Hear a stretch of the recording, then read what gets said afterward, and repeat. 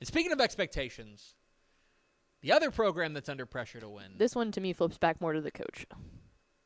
is the Allen Eagles. Matt Stepp brought up something yesterday on Twitter, and I think it's interesting.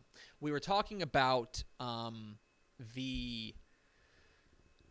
we've sent out some tweet about, like, tell us a Texas high school football moment that gives you goosebumps, right? And people were throwing it. There was a really great thread. Go read if you just want to take a walk down high school football memory lane.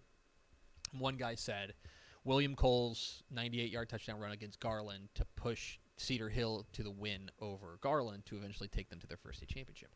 And Stepp brought up the point. He goes, that was really such a, like, passing of the torch moment because Garland had been such a DFW power under Jeff Jordan, and then at that point, it was clear that the tide had shifted and Cedar Hill had become the new program in DFW at that moment. They had kind of superseded and kind of vaulted them.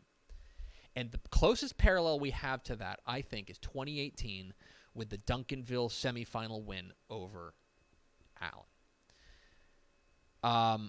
Allen, since then, has not made a state semifinal.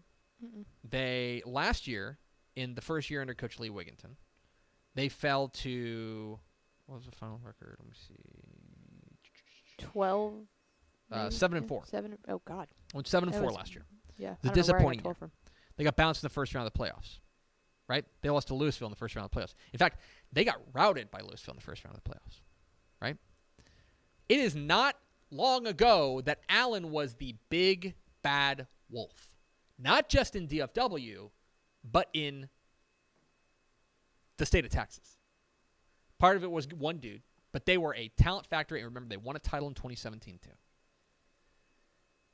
I think this is a really important year. You mentioned Lee Wigginton.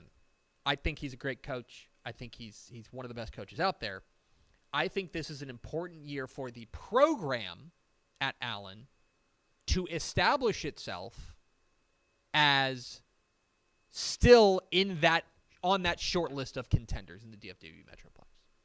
Because past couple of years, they just haven't been, right? They just plain simple. They haven't been. And by the way, they went 11-3, and like the years have not been bad by any measure, but by Allen standards of contending for and playing for a state championship, it's clear that, in my opinion, they've fallen back to the pack.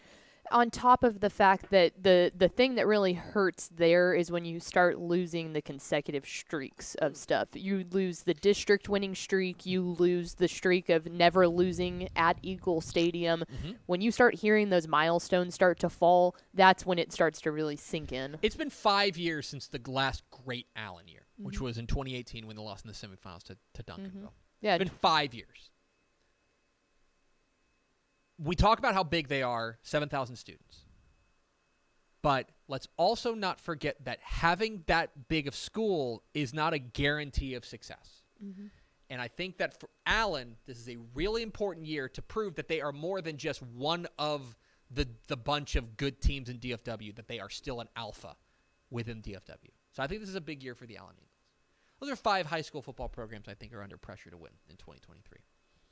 We're Texas Football Today. We're here every weekday at noon on TexasFootball.com, talking football in the Lone Star State.